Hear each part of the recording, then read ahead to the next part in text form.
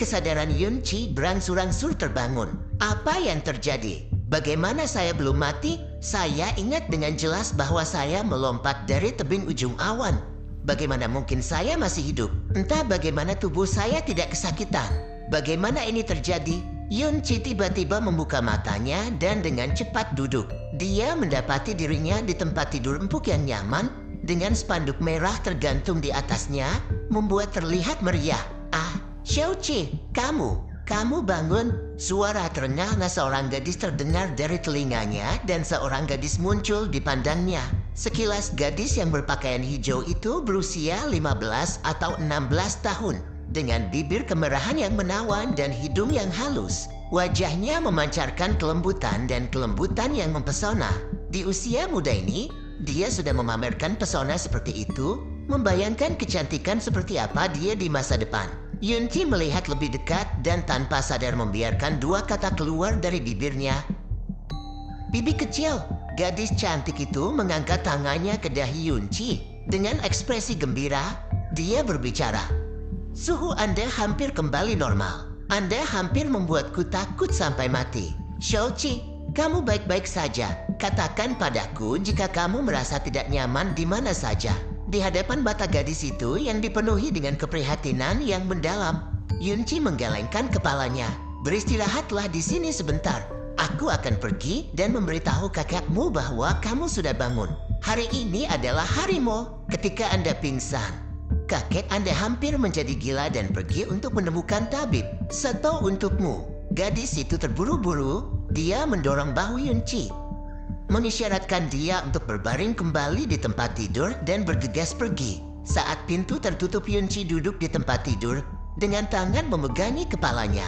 Ini adalah salah satu kota di Timur Jauh yang terletak di salah satu dari 7 kerajaan dari benua langit yang mendalam kota awan terapung. Dan dia adalah satu-satunya cucu dari penatua kelima di klan Xiao Xiaojie.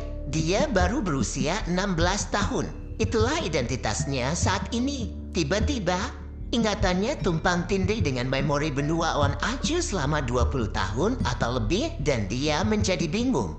Jika saya Xiao Chi, lalu mengapa saya memiliki ingatan tentang benua awan Azure? Apakah karena saya melakukan perjalanan ke tubuh ini setelah saya meninggal di benua awan Azure? Tidak, saya jelas Xiao Chi. Seluruh ruangan ini akrab bagi saya dan saya ingat dengan jelas semua peristiwa masa kecil saya. Segala sesuatu dari ingatanku berasal dari pengalaman pribadi dan tidak mungkin aku mencuri ingatan orang lain. Lalu, apakah semuanya dari benua awan Azure hanyalah mimpi? Apakah hanya setelah saya melompat dari tebing Juyun saya benar-benar bangun, tapi kenangan hidup di benua awan Azure sejelas hari? Bagaimana mungkin 24 tahun cinta dan kebencian itu hanya mimpi belaka? Apa yang sedang terjadi? Yun Chi, Xiao Chi yang sekarang diam untuk waktu yang lama saat dia perlahan menjadi tenang dan menenangkan pikirannya. Itu masih pagi dan langit belum sepenuhnya cerah. Hari ini adalah hari pernikahan besar miliknya dan Clencia. 2 jam yang lalu dia dibangunkan oleh bibi kecilnya dan mengenakan jubah pernikahan merahnya. Dia memakan bubur yang dibuat sendiri oleh bibi kecilnya dan kehilangan semua kekuatan di tubuhnya. Dia tidak ingat apapun yang terjadi setelah itu. Dia tidak bangun sampai sekarang. Bau aneh datang dari bibirnya dan bibir Xiao Chi, ekspresinya menjadi gelap. Ini adalah bubuk hati pembunuhan. Pada tahun-tahun itu, ia tinggal di benua awan Azure dengan mutiara racun langit di tubuhnya. Yun Chi mengetahui tentang semua racun yang ada di seluruh dunia dan bisa dikatakan bahwa tidak ada racun yang tidak ia kenal. Dia bisa mengidentifikasi nama dan efek racun hanya dengan aroma. Dia tidak bisa terluka oleh racun apapun, tidak peduli seberapa beracun racun itu. Bubuk pembunuh hati dibuat dengan menggabungkan rumput jiwa yang unik dan strial ungu dari pohon apel cherry. Jika dilarutkan dalam air, racunnya tidak berwarna dan tidak berasa. Seseorang akan kehilangan nyawanya 10 detik setelah racun memasuki tubuh dan tidak ada yang tahu penyebab kematian karena itu juga racun tanpa jejak. Mata Xiao Chi berkabut dan langsung mengerti apa yang terjadi. Sebenarnya, dia tidak benar-benar pingsan, tetapi dia minum bubur yang mengandung bubuk hati pembunuh, tetapi diracun sampai mati. Dia lahir di benua awan Azure, tetapi setelah dia tidur di tebing Juyun, Dia sebenarnya berinkarnasi di dunia ini di dalam tubuh ini. Itu akan terdengar seperti itu berasal dari salah satu cerita di dongeng. Tetapi itulah satu-satunya alasan yang bisa dibayangkan oleh Xiaoqie. Tunggu sebentar. Jika benar-benar seperti itu, maka tubuh ini seharusnya tidak memiliki kemampuan antitoksin. Kenapa dia aman dari bubuk pembunuh hati di bibirnya ketika pemilik tubuh sebelumnya meninggal belum lama ini? Perasaan yang agak aneh datang dari telapak tangan kirinya. Xiaoqie mengangkat tangan kirinya dan terkejut menemukan ada jejak hijau melingkar di telapak tangannya. Bentuk ini, warna ini, ukuran ini, jelas sama dengan mutiara racun. Sebelum melompat dari tebing Juyin, dia mati-matian menelan mutiara racun, tetapi dia tidak tahu apa yang akan terjadi padanya. Tanda di tangannya secara tak terduga adalah mutiara racun langit, dan itu benar-benar melintas bersamanya ke dunia ini. Seolah-olah sedang kesurupan, Xiaoqie menatap mutiara racun langit. Tanda hijau di telapak tangannya tiba-tiba melepaskan cahaya hijau. Sedikit pusing menghampirinya dan dia tanpa sadar menutup matanya. Ketika dia membuka mata, seluruh dunianya berwarna hijau. Dunia hijau ini luas dan terbuka. Tidak ada batasan untuk dilihat dan ada aroma samar mutiara racun langit di seluruh ruang ini. Setelah Lingwu, Xiaoqie mengerti bahwa ia telah memasuki dunia di dalam mutiara racun langit. Siapa yang menyangka bahwa di dalam mutiara racun langit akan ada dunia yang begitu luas dan terbuka. Bahkan lebih tak terbayangkan adalah bahwa setelah dia memakan mutiara racun langit tanpa memikirkan konsekuensinya, mutiara racun langit benar-benar melakukan perjalanan bersamanya dan bahkan tampaknya telah menjadi bagian dari tubuhnya. Jika ada jalan masuk, pasti ada jalan keluar. Xiaoqie menutup matanya dan memusatkan pikirannya. Tiba-tiba, dunia hijau dengan cepat menghilang dan ketika dia membuka matanya lagi, dalam penglihatannya adalah ruangan yang dia kenal. Xiaoqie perlahan tersenyum. Meskipun tidak diketahui mengapa peristiwa konyol ini terjadi, tidak hanya ia berinkarnasi, tetapi juga mempertahankan kenangan dari kedua kehidupan. Bahkan para dewa tidak bisa menyaksikan penderitaan kedua nyawa, mengasihani, dan memberinya kesempatan untuk hidup lagi. Yunqi adalah korban penganiayaan dari individu terkuat benua Wan Ajir yang tak terhitung jumlahnya. Meskipun pada akhirnya dia mati, dia mengguncang dunia sendiri. Betapa menakjubkannya hal itu. Namun, tubuhnya saat ini, itu bisa dianggap lemah. Di benua langit yang mendalam, kekuatan adalah yang paling penting. Meskipun Xiaoqie lahir di klan Xiao, dan bahkan cucu dari penatua kelima terkuat Xiaolai, kekuatannya masih berada di level 1 di ranah mendalam dasar. Meskipun dia sudah berusia 16 tahun, dia mulai melatih kekuatan rohnya ketika dia berusia 7,5 tahun, memasuki tingkat dasar mendalam 1 pada usia 8, dan kemudian tidak membaik selama 8 tahun penuh. Dia diejek oleh semua klan Xiao. Setelah itu, Xiaolai mengundang dokter kelas atas kota awan terapung, Dr. Sato memeriksa tubuhnya dan secara mengejutkan menemukan bahwa Xiaoqie terlahir dengan urat darah yang rusak. Kerusakannya sangat parah sehingga hampir tidak mungkin untuk pulih. Dalam keadaan ini, Xiaoqie akan mandek di tingkat pertama dari alam mendalam dan tidak pernah bisa meningkat lebih lanjut tidak peduli seberapa keras dia bekerja. Bahkan jika dia berlatih selama hidupnya, dia akan tetap berada di tingkat pertama alam mendalam selama hidupnya. Orang seperti ini tidak diragukan lagi keberadaan terendah di benua langit yang mendalam dan merupakan bahan tertawaan total dalam klan Xiao. Jika bukan karena kakaknya Xiaolai menjadi yang terkuat di klan Xiao, yang bahkan bisa dikatakan sebagai yang terkuat di kota awan terapung, tidak ada yang akan menatapnya. Xiao Clan adalah salah satu dari 3 keluarga besar yang dilatih dalam cara mendalam di kota awan terapung dan memiliki entitas kuat yang tak terbatas. Dalam sejumlah besar pemuda yang muncul dari generasi yang sama, Xiaoqie dapat dikatakan sebagai keberadaan yang tidak perlu. Bahkan jika dia meninggal suatu hari nanti, tidak banyak yang akan peduli. Tapi, beberapa hari ini ada yang mencoba membunuhnya menggunakan bubuk jantung pembunuhan yang sangat sulit didapat dan mahal. Xiaoqie jelas tahu alasannya sekarang.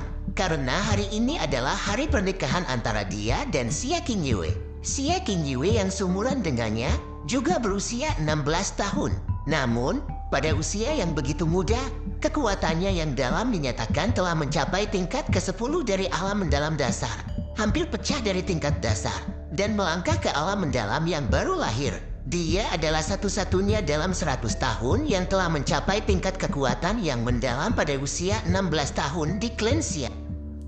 Bahkan ada desas-desus bahwa jika dia terus berkembang dengan cara ini, beberapa dekade kemudian dia akan menjadi orang pertama dalam sejarah Cleansea yang pernah melangkah ke alam mendalam bumi. Atau bahkan mungkin dapat mencapai alam langit mendalam yang tak seorang pun di kota awan terapung pernah berpikir untuk mencapai dalam beberapa abad terakhir. Lebih penting lagi, dia tidak hanya sangat cerdas, tetapi juga sangat cantik dan dianggap sebagai gadis paling cantik oleh seluruh kota awan terapung.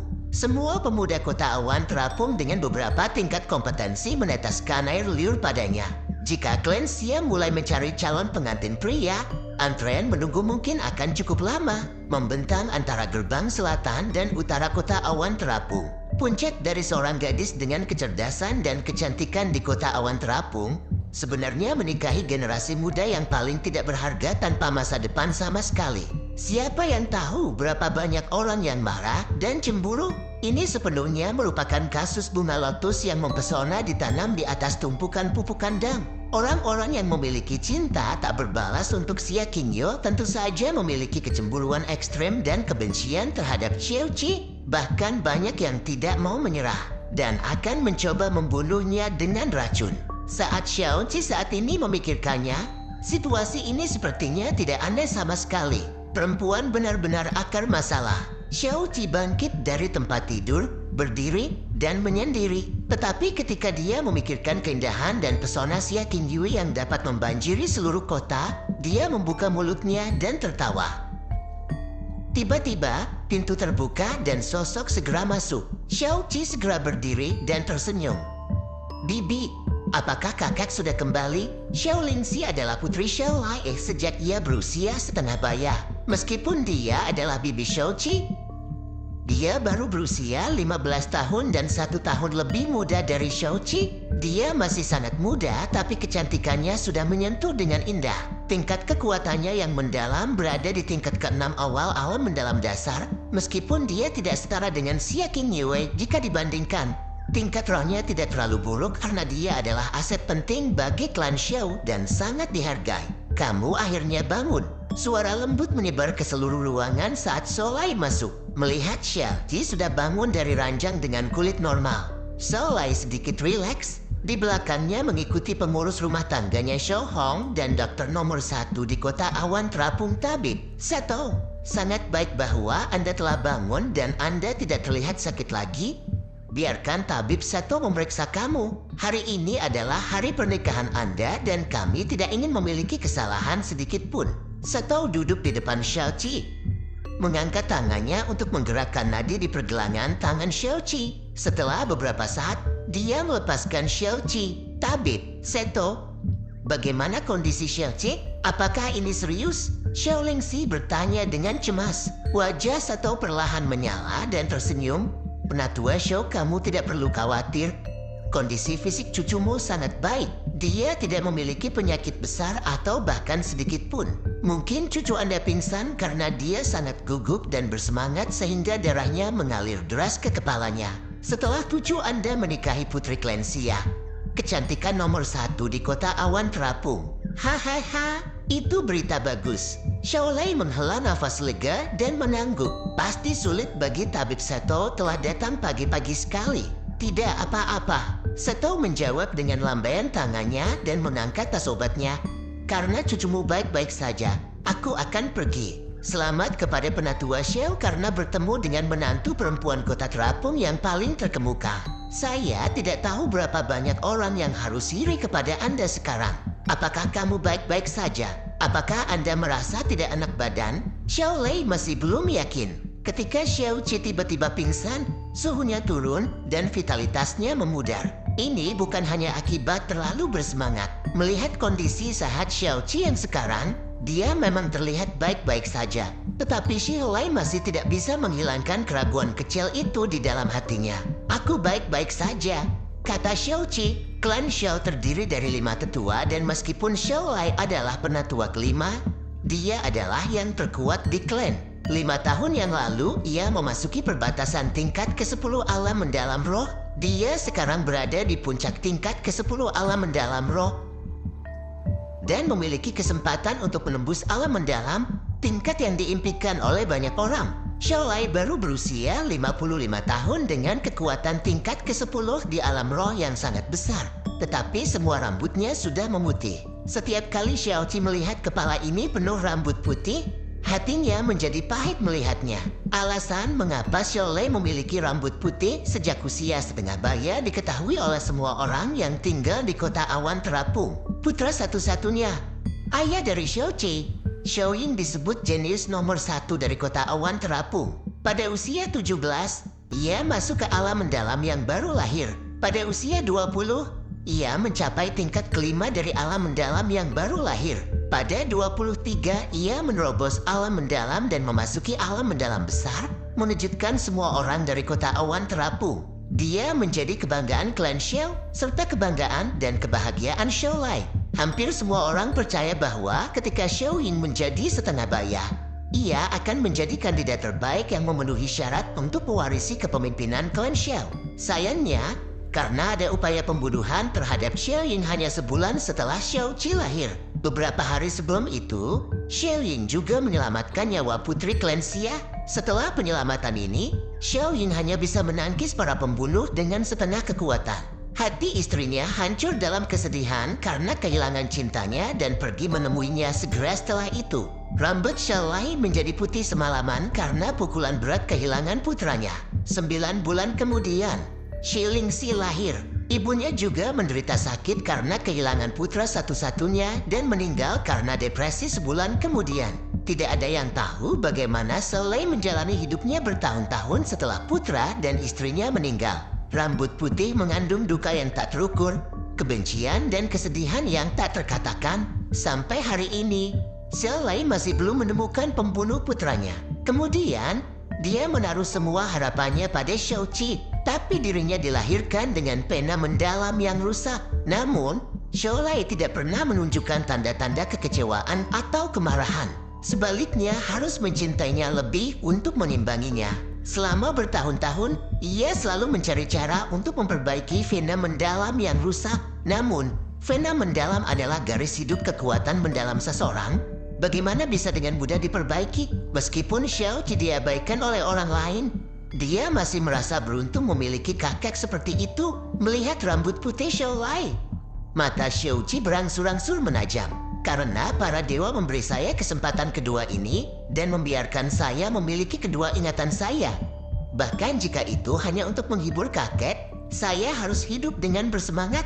Jika vena mendalam saya rusak, saya seorang penerus orang suci medis. Selama saya menemukan obat yang tepat, dalam kurun waktu singkat 3 minggu, saya dapat sepenuhnya mengembalikan vena mendalam saya kembali normal. Kamu baik-baik saja. Senang mendengarnya. Xiaolai akhirnya merasa tenang.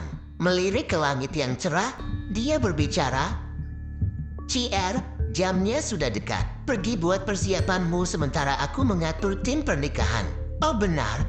Apakah kamu ingin menunggang kuda atau duduk di kereta?" Jika dia adalah Xiaoqi kemarin, dia pasti akan menjawab kereta.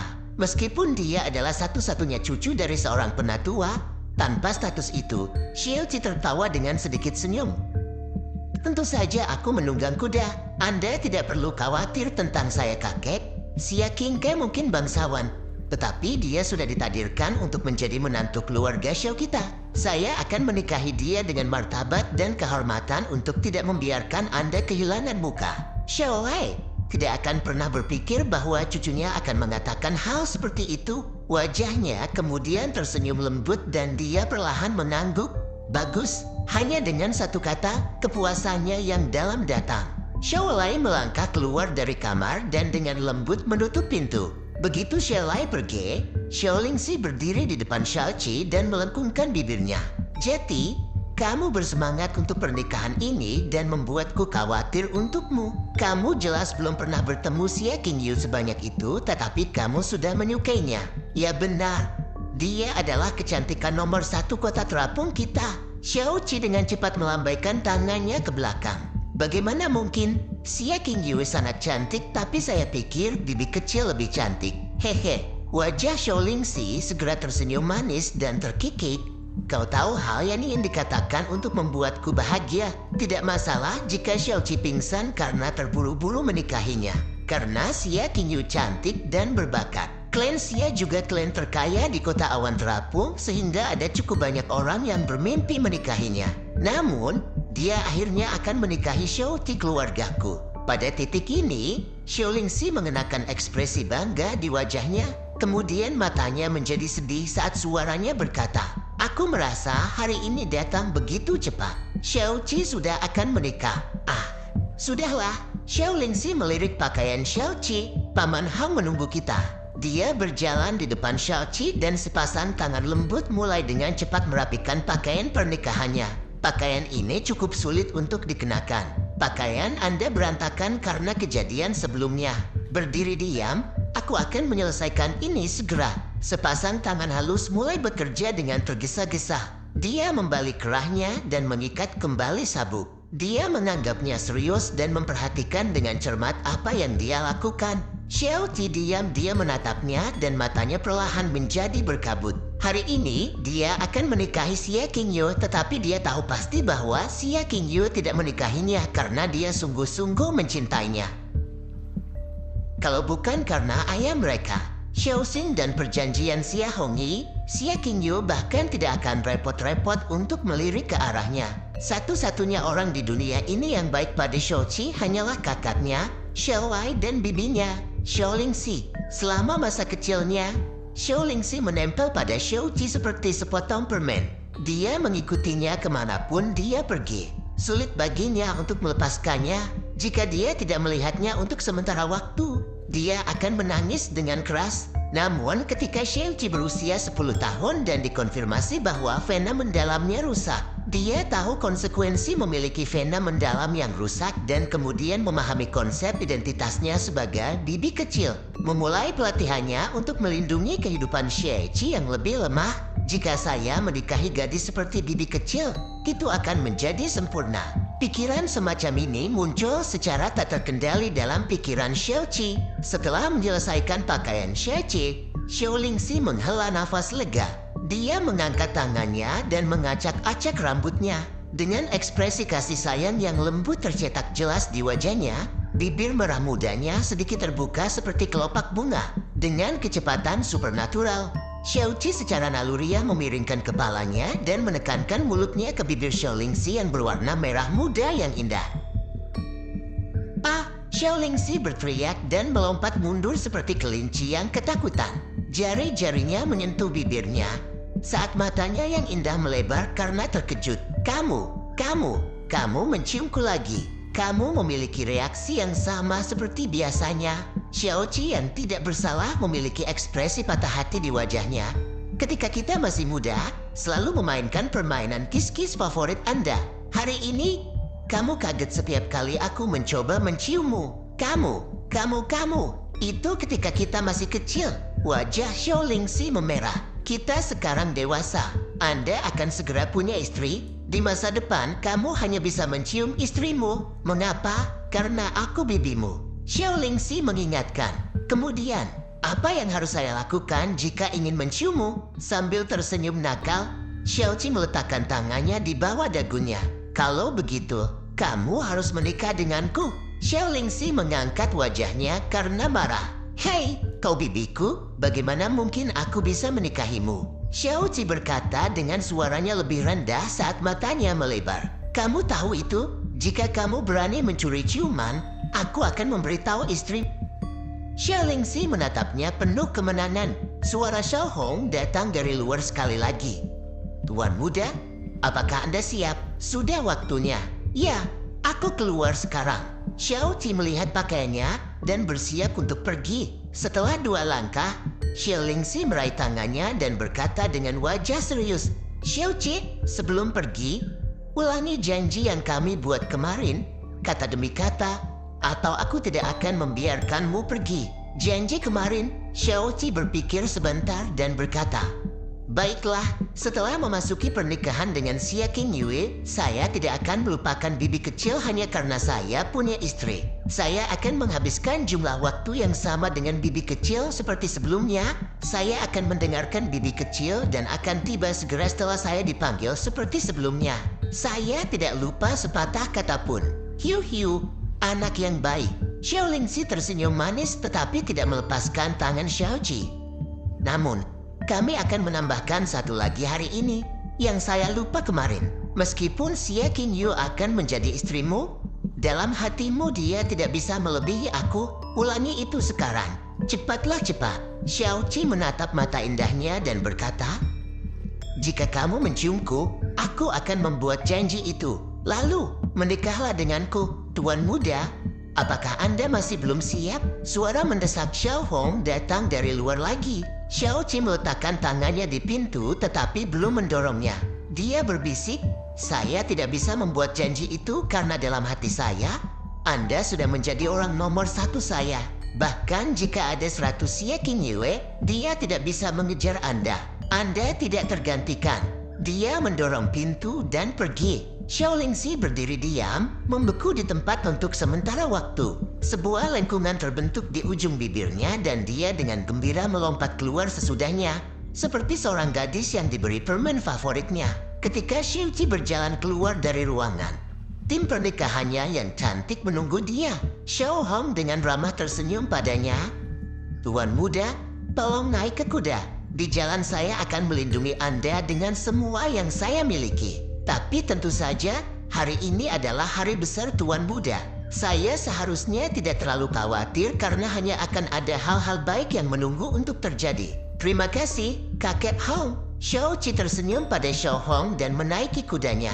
Suara lembut tiba-tiba datang dari kirinya.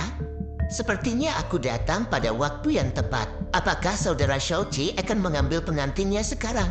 Selamat." Alis Xiao Qi berkerut sedikit pada suara itu dan melihat dua pria muda perlahan berjalan ke sisinya. Orang yang berbicara adalah seorang pemuda berusia 20 tahun yang bertubuh sedang. Dia tampan dan elegan.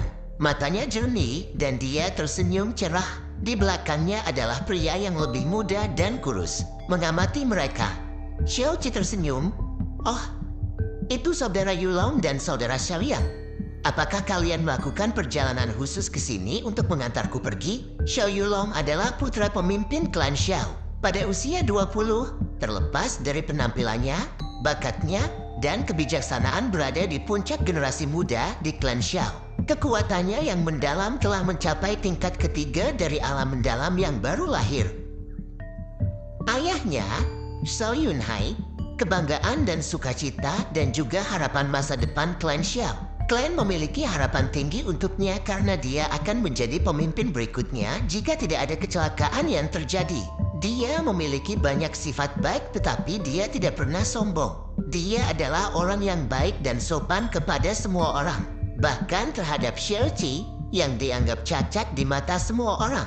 Dia tidak pernah mengolok-olok Xiao Qi. Tidak hanya itu, ia sering mengungkapkan tanda-tanda keprihatinan ketika dihadapkan dengan masalah fena yang mendalam yang dialami Xiao Qi. Xiao Qi selalu menyukai Yulong. Dia mengagumi dan menghargai kebaikan Yulong. Tentu saja, perasaan itu datang dari Xiao Qi sebelumnya. Identitas orang di belakang Xiao Yulong juga tidak sesederhana itu. Dia bukan hanya seorang murid klan Xiao biasa. Dia adalah cucu bungsu dari penatua kedua, Xiao Yang. Pada usia 19, dia berada di tingkat 9 dari alam mendalam dasar. Sejak dia kecil, dia selalu mengikuti Xiao Yulong dan mendengarkan setiap kata-katanya. Namun, dia tidak baik pada Xiao Qi seperti pada Xiao Yulong. Meskipun mereka berdua cucu dari tetua, dia tidak pernah merawat Xiao Qi. Setiap kali Xiao Qi mencoba memulai percakapan, dia akan mengabaikan.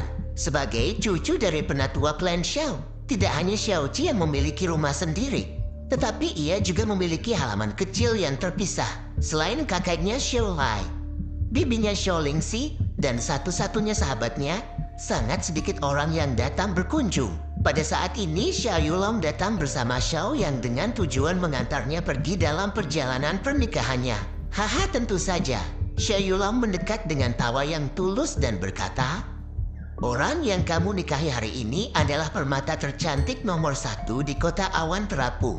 Ini bukan hanya acara besar klan Xiao kami, tetapi juga acara besar kota awan terapung. Karena kamu memiliki kesempatan untuk menikahi harta ini, saudaramu di sini sangat bahagia untukmu.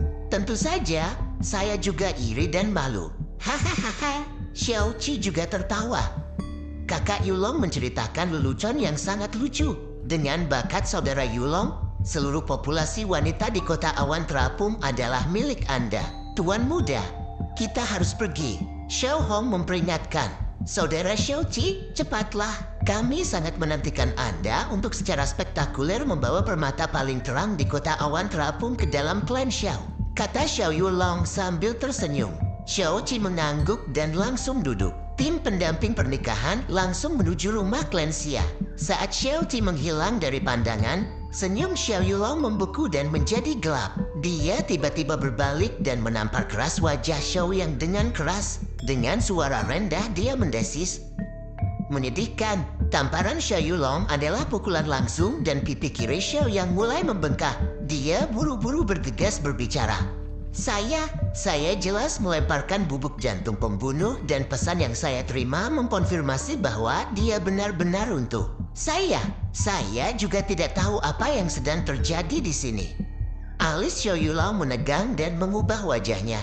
Saya menghabiskan begitu banyak uang untuk mendapatkan racun yang bahkan tabib. Sato tidak memiliki obat untuk itu, tetapi Anda mengacaukan semuanya. Jangan bilang kau ingin aku secara pribadi melihat Xia Qingyu menikahi Xiao Qi yang tak berguna. Bos, anak itu baru saja pergi. Kami akan memiliki kesempatan di jalan pernikahan. Meskipun kami tidak bisa secara pribadi mengurus ini karena takut terlihat, kami dapat menghasut pasukan perlawanan dari klan Yuan dan lainnya. Ada lelaki bangsawan lain yang mengingini Xia Qingyu. Jika kita mendorong mereka sedikit dan pergi bersama, kita akan bisa. Jika itu benar-benar sesederhana itu, mengapa aku menghabiskan begitu banyak waktu untuk mendapatkan bubuk jantung pembunuh? Kakeknya berada di tingkat ke-10 mendalam roh. Siapa yang berani menyinggung perasaannya? Juga, ayah Xia Qingyu sama sekali tidak keberatan dengan pernikahan ini. Siapa yang berani secara terbuka menyinggung klan Xia dan Xiao Qi? Bahkan jika anak laki-laki klan Yuan bergabung dengan anak laki-laki gubernur, keluarga mereka jelas akan mencegah mereka melakukan apapun. Dan tidakkah kamu melihat Xiao Hong tua secara pribadi mengawalnya? Dengan dia di sekitar, bagaimana masalah bisa dimulai? Sambil berbicara, Xiao Yulong mengepalkan tangannya. Pertama kali dia melihat Xia Qingyu, dia berpikir bahwa dia bertemu malaikat. Sejak saat itu, ia bersumpah untuk menjadikan Xia Qingyu sebagai wanita dalam kehidupan ini. Tapi Xia Qingyu sebenarnya akan menikah dengan Xiao Qi yang paling dibenci klan Xiao. Bagaimana dia bisa rela menerima itu? Bos, sebenarnya kamu tidak perlu terlalu khawatir. Xiao yang melirik ekspresi wajah Xiao Yulong dan dengan hati-hati berbicara.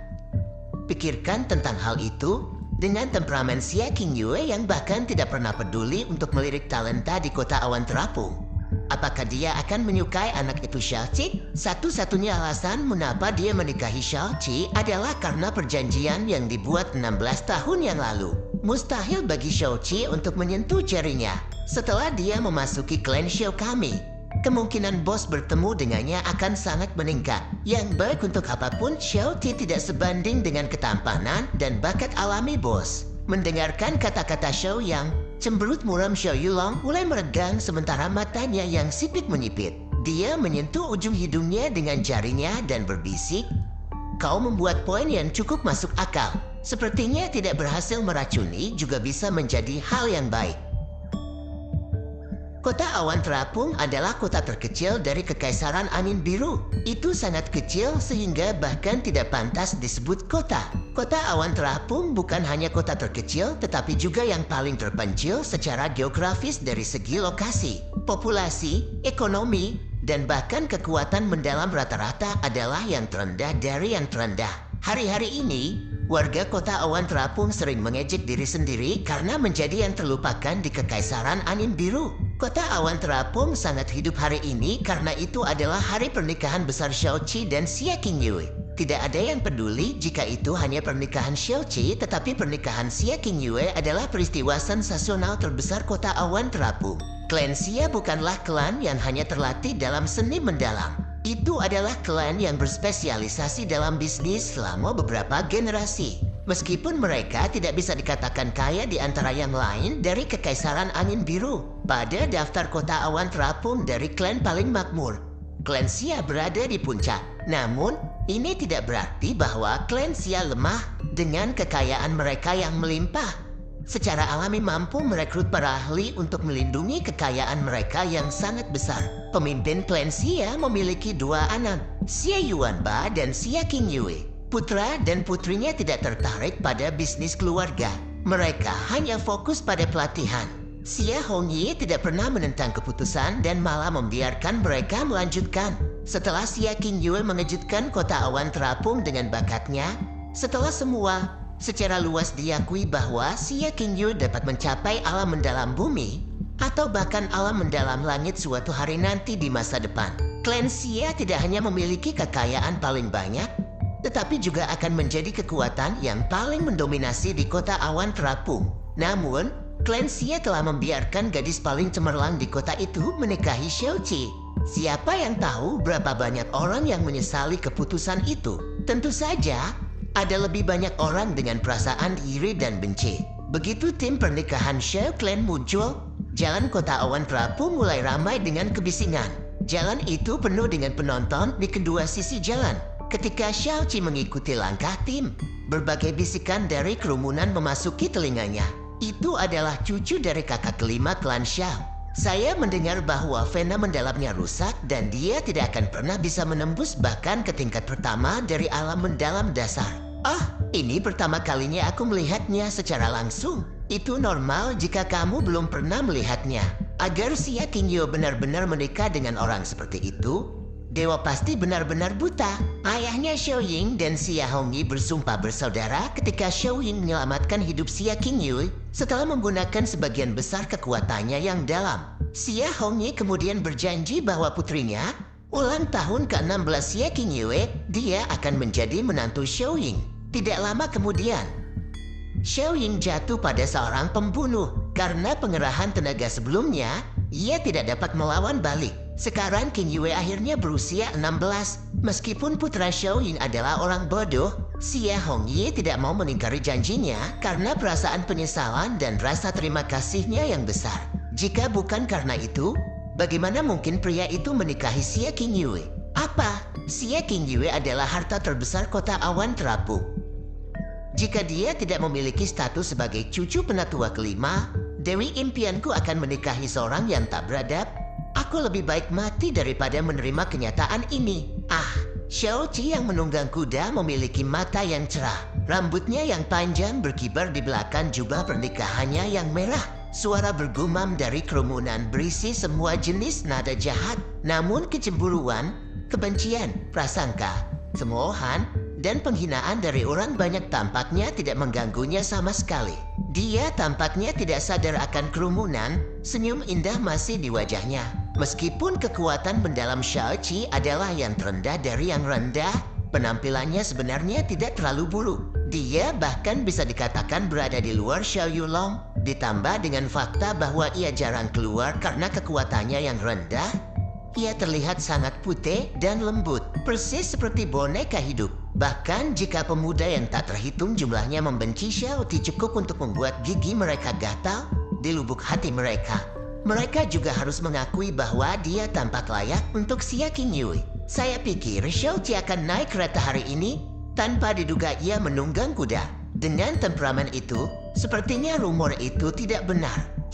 Sampah yang biasanya dipandang rendah orang akan menikahi harta terbesar kota awan terapung kami. Tentu saja dia harus bangga.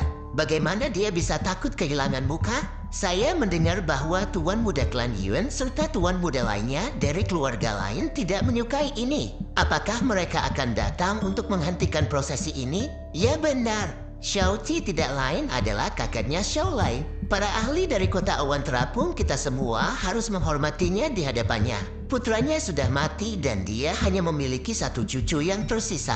Dia merawat cucunya sejak awal hidupnya. Jika ada yang menyebabkan masalah, mereka akan menemui murka Shohai. Siapapun yang berani melakukan itu akan kehilangan akal. Apalagi ini bukan pernikahan yang dipaksakan, yang berani menyebabkan masalah untuk mendatangkan kemarahan klan Xia. Saya memperkirakan bahwa saat ini, semua pemuda yang jatuh cinta yang benar-benar akan mengganggu prosesi terkunci di rumah mereka sendiri. Prosesi pernikahan berlangsung dengan santai. Tidak terlalu cepat tetapi tidak terlalu lambat. Perjalanan 10 mil memakan waktu hampir 1,5 jam. Saudara ipar, sosok kokoh tinggi berlari ke Shouchi. Orang ini tidak setua itu, tetapi tingginya setidaknya 2 meter. Tubuhnya sekuat bantan dan tanah bergetar ketika dia datang. Ketika Shouchi memperhatikannya, dia menelan ludah dan berbicara dengan mata terbelalak. Yuanba, aku belum melihatmu selama sebulan. Bagaimana mungkin kau sudah tumbuh lebih tinggi lagi? Pria, itu adalah adik Xia Qingyue, Xia Yuanba.